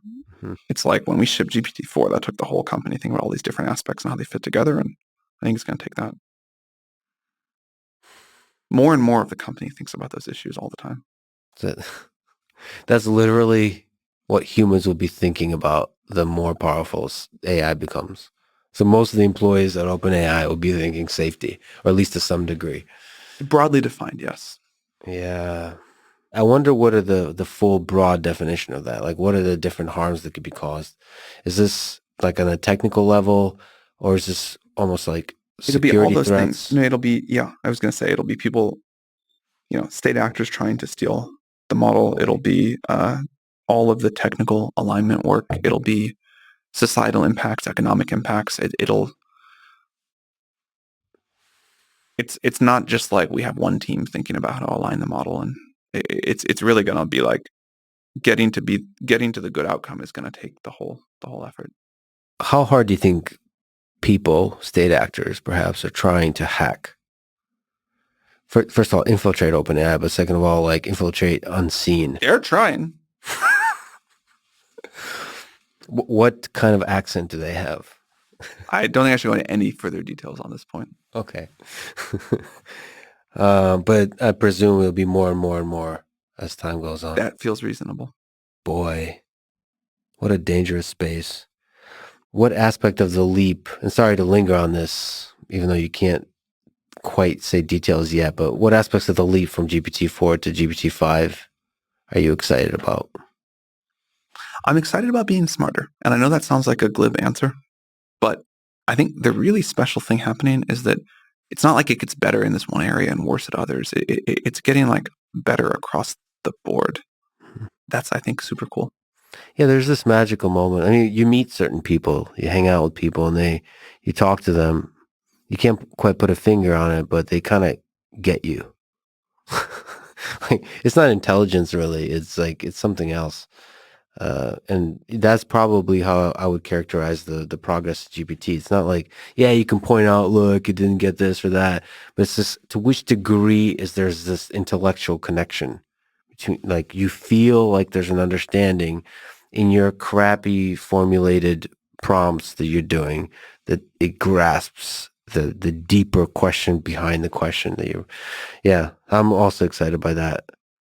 I mean, all of us love being understood, heard and understood. That's for sure. That's a weird feel. Even like with programming, like when you're programming and you say something, or just the completion that GPT might do, it's just such a good feeling when it got you, like what you're thinking about. And I look forward to getting you even better. On the programming front, looking out into the future, how much programming do you think humans will be doing 5-10 years from now? I mean, a lot, but I think it'll be in a very different shape. Like, maybe some people will program entirely in natural language. Entirely natural language. I mean, no one programs like writing bytecode. Some people do. No one programs the punch cards anymore. I'm sure you can find someone who does, but you know what I mean. Yeah, you're going to get a lot of angry comments. No. Yeah, there's very few. I've been looking for people who program Fortran. It's hard to find, even Fortran. I hear you, but that changes the nature of what the skill set or the predisposition for the kind of people we call programmers. Then changes the skill set. How much it changes the predisposition, I'm not sure. Oh, same kind of puzzle solving, Maybe. all that kind of stuff. The programming is hard. It's like how get like that last 1% to close the gap. How hard is that? Yeah, I think with most other cases, the best practitioners of the craft will use multiple tools, and they'll do some work in natural language, and when they need to go, write C for something, they'll do that. Will we see humanoid robots or humanoid robot brains from OpenAI at some point? At some point. How important is embodied AI to you? I think it's like sort of depressing if we have AGI and the only way to like get things done in the physical world is like to make a human go do it. Mm-hmm. So I really hope that as part of this transition, as this phase change, we also get humanoid robots or some sort of physical world robots. I mean, OpenAI has some history, quite a bit of history working in robotics. Yeah, but it hasn't quite like done. We're like a small company. We have to really focus. And also robots were hard for the wrong reason at the time. But like we will return to robots in some way at some point. That sounds both inspiring and menacing. Why? Because immediately we will return to robots. It's kind of like in like Terminator. We will return to work on developing robots. We will not like turn ourselves into robots, of course. Yeah. When do you think you and we as humanity will build AGI? I used to love to speculate on that question. I have realized since that I think it's like very poorly formed and that people use extremely different definitions for what AGI is. And so I think it makes more sense to talk about when we'll build systems that can do capability X or Y or Z rather than, when we kind of like fuzzily cross this 1 mile marker. It's not like AGI is also not an ending. It's much more of it's closer to a beginning, but it's much more of a mile marker than either of those things.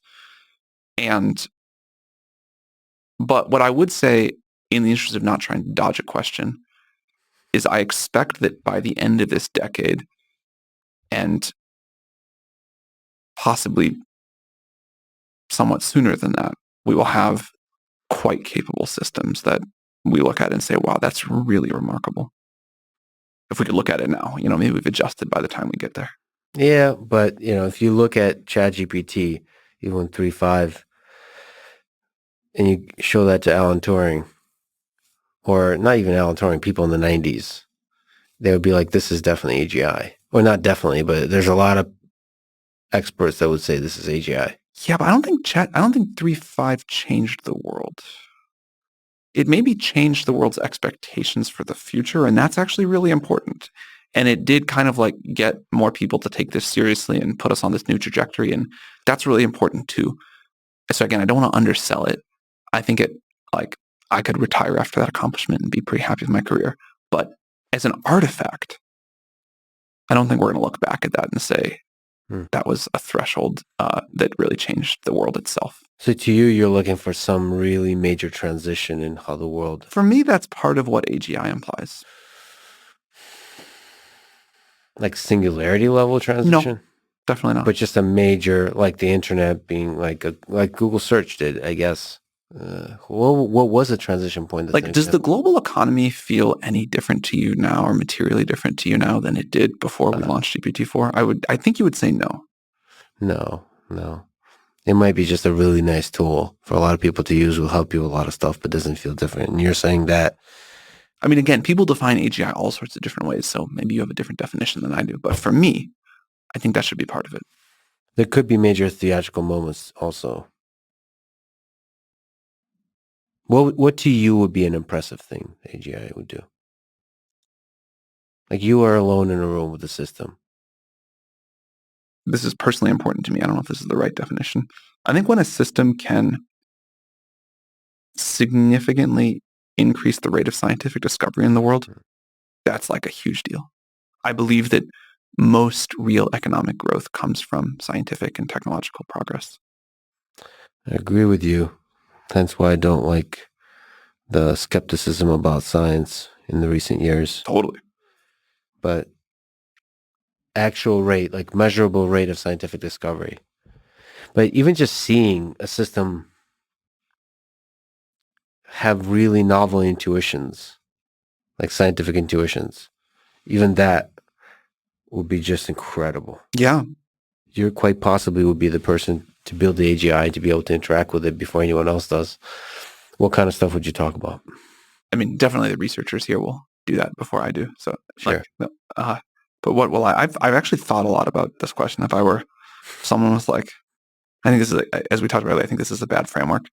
But if someone were like, okay, Sam, we're finished. Here's a laptop. Yeah. This is the AGI. You can go talk to it. Like, I find it surprisingly difficult to say what I would ask, that I would expect that first AGI to be able to answer. Like that first one is not going to be the one which is like, go like, I don't think, like go explain to me like the grand unified theory of physics, the theory of everything for physics. I'd love to ask that question. I'd love to know the answer to that question. You can ask yes or no questions about, does such a theory exist? Can it exist? Well, then those are the first questions I would ask. Yes or no, just very. And then based on that, are there other alien civilizations out there? Yes or no? What's your intuition? And then you just ask that. Yeah, I mean, so I don't expect that this first AGI could answer any of those questions, even as yes or no's. But those would, if it could, those would be very high on my list. Maybe you can start assigning probabilities. Maybe we need to go invent more technology and measure more things first. But if it's an AGI, oh, I see. It just doesn't have enough data. I mean, maybe it says like, you want to know the answer to this question about physics. I need you to like build this machine and make these 5 measurements and tell me that. Yeah, like what the hell do you want from me? I need the machine first, and I'll help you deal with the data from that machine. Maybe it'll help you build a machine. Maybe. And on the mathematical side, maybe prove some things. Are you interested in that side of things too? The formalized exploration of ideas? Whoever builds AGI first gets a lot of power. Do you trust yourself with that much power?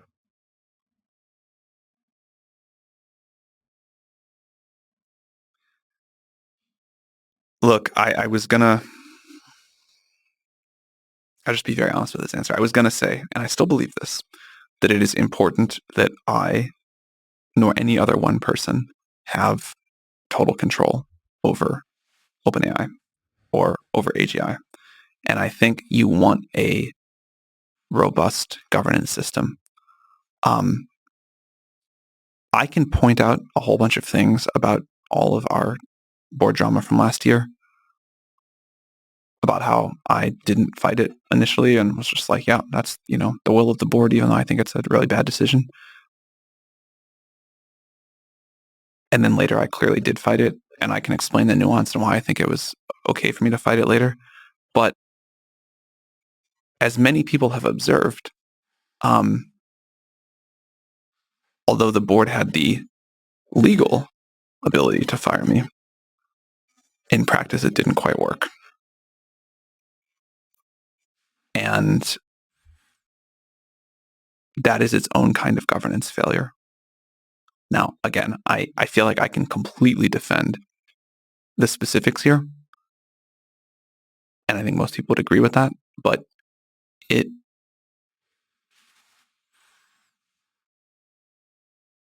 does make it harder for me to like look you in the eye and say, hey, the board can just fire me. I continue to not want super voting control over OpenAI. I never have had it, never wanted it. Even after all this craziness, I still don't want it. I continue to think that no company should be making these decisions and that we really need governments to put rules of the road in place. And I realize that that means people like Mark Andreessen or whatever will claim I'm going for regulatory capture, and I'm just willing to be misunderstood there. It's not true, and I think in the fullness of time, it'll get proven out why this is important. But I think I have made plenty of bad decisions for OpenAI along the way, and a lot of good ones, and I am proud of the track record overall. But I don't think any one person should, and I don't think any one person will. I think it's just like too big of a thing now, and it's happening throughout society in a good and healthy way. But I don't think any one person should be in control of an AGI. That would be, or this whole movement towards AGI. And I don't think that's what's happening. Thank you for saying that. That was really powerful, and that was really insightful. That this idea that the board can fire you is legally true, but you can, and human beings can manipulate the masses into overriding the board and so on. But I think there's also a much more positive version of that where the people still have power. So the board can't be too powerful either. There's a balance of power in all of this. Balance of power is a good thing for sure. Are you afraid of losing control of the AGI itself? There's a lot of people who worried about existential risk, not because of state actors, not because of security concerns, but because of the AI itself. That is not my top worry. As I currently see things, there have been times I worried about that more. There may be times, again, in the future where that's my top worry. It's not my top worry right now. What's your intuition about it not being your worry? Because there's a lot of other stuff to worry about, essentially. You think you could be surprised? We for sure could be surprised. Like saying it's not my top worry doesn't mean I don't think we need to, like I think we need to work on it super hard. We have great people here who do work on that. I think there's a lot of other things we also have to get right. To you, it's not super easy to escape the box at this time. Like connect to the internet. You know, we like talked about theatrical risks earlier. Mm-hmm. That's a theatrical risk. Like that is a thing that can really like take over how people think about this problem. And there's a big group of like very smart, I think very well-meaning AI safety researchers that got super hung up on this one problem. I'd argue without much progress, but super hung up on this one problem. I'm actually happy that they do that because I think we do need to think about this more. But I think it pushed out of the space of discourse a lot of the other very significant AI-related risks. Let me ask you about you tweeting with no capitalization. Is the shift key broken on your keyboard? Why does anyone care about that? I deeply care. But why? I mean, other people ask me about that too. Yeah. Any intuition? I think it's the same reason. There's like this poet's E. Cummings that mostly doesn't use capitalization to say like, fuck you to the system kind of thing. And I think people are very paranoid because they want you to follow the rules. You think that's what it's about? I think it's like this guy doesn't follow the rules. He doesn't capitalize his tweets. Yeah. This seems really dangerous. He seems like an anarchist. It doesn't. Are you just being poetic, hipster? What's the... I grew up as follow the rules, Sam. I grew up as a very online kid. I'd spent a huge amount of time like chatting with people back in the days where you did it on a computer and, you know, you could like log off Instant Messenger at some point. And I never capitalized there. As I think most like internet kids didn't. Or maybe they still don't. I don't know. And actually, this is like, now I'm like really trying to reach for something, but I think capitalization has gone down over time. Like if you read like old English writing, they capitalized a lot of random words in the middle of sentences, nouns and stuff that we just don't do anymore. I personally think it's sort of like a dumb construct that we capitalize the letter at the beginning of a sentence and of certain names and whatever, but that's fine. And then I used to, I think, even like capitalize my tweets because I was trying to sound professional or something. Yeah. I haven't capitalized my like private DMs or whatever in a long time. And then slowly stuff like shorter form, less formal stuff has slowly drifted to like closer and closer to like how I would text my friends. If I pull up a Word document and I'm like writing a strategy memo for the company or something, I always capitalize that.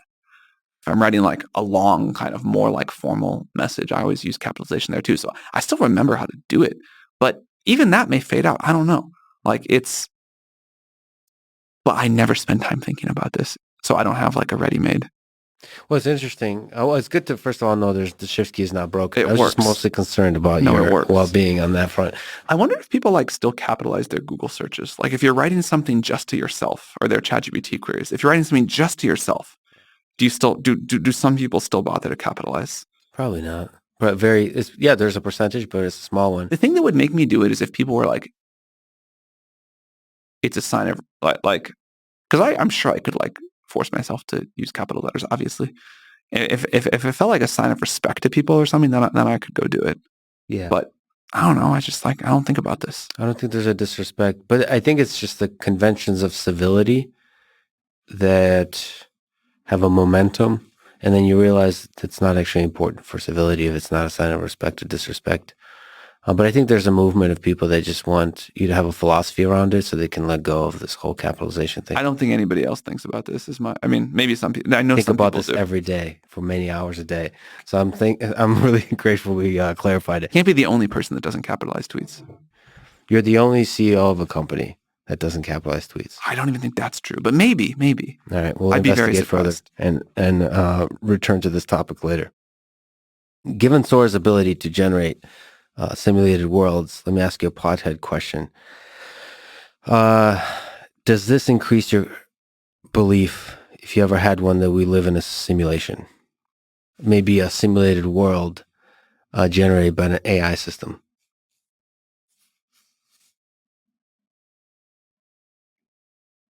Yes, somewhat. I don't think that's like the strongest piece of evidence. I think the fact that we can generate worlds should increase everyone's probability somewhat, or at least openness to it somewhat. But, I was like certain we would be able to do something like Sora at some point. It happened faster than I thought, but I guess that was not a big update. Yeah, but the fact that, and presumably it'll get better and better and better, the fact that you can generate worlds, they're novel. They're based in some aspect of training data, but when you look at them, they're novel. That makes you think like how easy it is to do this thing, how easy it is to create universes, entire like video game worlds that seem ultra realistic and photorealistic, and then how easy is it to get lost in that world, first with a VR headset and then on the physics-based level. Someone said to me recently, I thought it was a super profound insight, that there are these like very simple sounding but very psychedelic insights that exist sometimes. So the square root function. Mm-hmm. Square root of 4, no problem. Square root of 2, okay, now I have to like think about this new kind of number.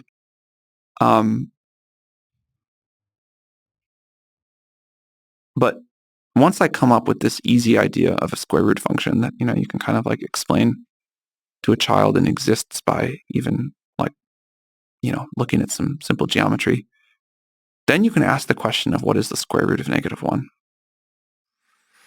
And this is, why it's like a psychedelic thing, that like tips you into some whole other kind of reality.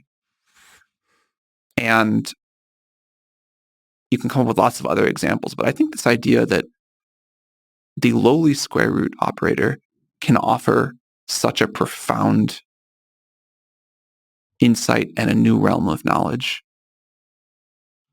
applies in a lot of ways. And I think there are a lot of those operators for why people may think that any version that they like of the simulation hypothesis is maybe more likely than they thought before. But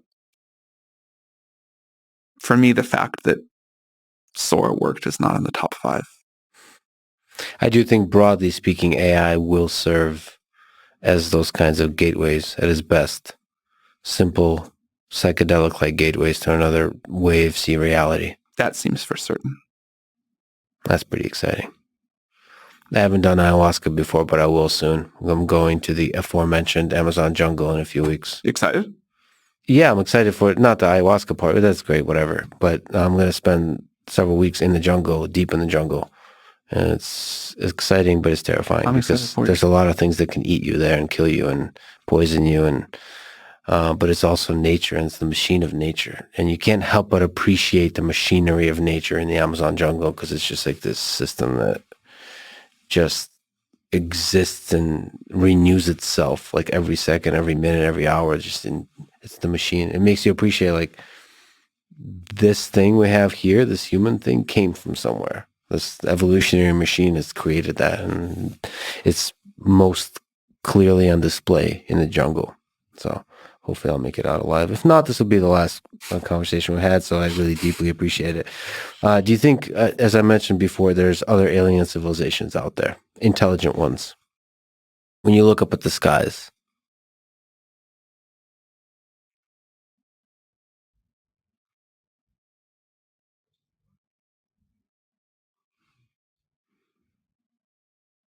I deeply want to believe that the answer is yes. I do find a kind of I find the Fermi paradox very, very puzzling. I find it scary that intelligence is not good at handling It's very scary. powerful technologies. But at the same time, I think I'm pretty confident that there's just a very large number of intelligent alien civilizations out there. It might just be really difficult to travel through space. Very possible. And it also makes me think about the nature of intelligence. Maybe we're really blind to what intelligence looks like. And maybe AI will help us see that. That it's not as simple as IQ tests and simple puzzle solving. There's something bigger. What gives you hope about the future of humanity? This thing we got going on, this human civilization. I think the past is like a lot. I mean, if we just look at what humanity has done in a not very long period of time, huge problems, deep flaws, lots to be super ashamed of, but on the whole, very inspiring. Gives me a lot of hope. Just the trajectory of it all. Yeah. That we're together pushing towards a better future. It is, one thing that I wonder about is AGI going to be more like some single brain, or is it more like the sort of scaffolding in society between all of us? You have not had a great deal of genetic drift from your great-great-great-grandparents, and yet what you're capable of is dramatically different. What you know is dramatically different, and that's not because of biological change. It is because, you got a little bit healthier probably. You have modern medicine, you eat better, whatever. But what you have is this scaffolding that we all contributed to, built on top of. No one person is going to go build the iPhone. No one person is going to go discover all of science. And yet you get to use it. And that gives you incredible ability. And so in some sense, we all created that. And that fills me with hope for the future. That was a very collective thing. Yeah, we really are standing on the shoulders of giants. You mentioned when we were talking about theatrical, dramatic AI risks that sometimes you might be afraid for your own life. Do you think about your death? Are you afraid of it? If I got shot tomorrow and I knew it today, I'd be like, oh, that's sad. I don't, I want to see what's going to happen. Yeah. What a curious time. What an interesting time. But I would mostly just feel very grateful for my life. The moments that you did get. Yeah, me too. It's a pretty awesome life. I get to enjoy awesome creations of humans, of which I believe ChatGPT is one of, and everything that OpenAI is doing. Sam, it's really an honor and pleasure to talk to you again. Great to talk to you. Thank you for having me. Thanks for listening to this conversation with Sam Altman. To support this podcast, please check out our sponsors in the description. And now, let me leave you with some words from Arthur C. Clarke. It may be that our role on this planet is not to worship God, but to create him. Thank you for listening, and hope to see you next time.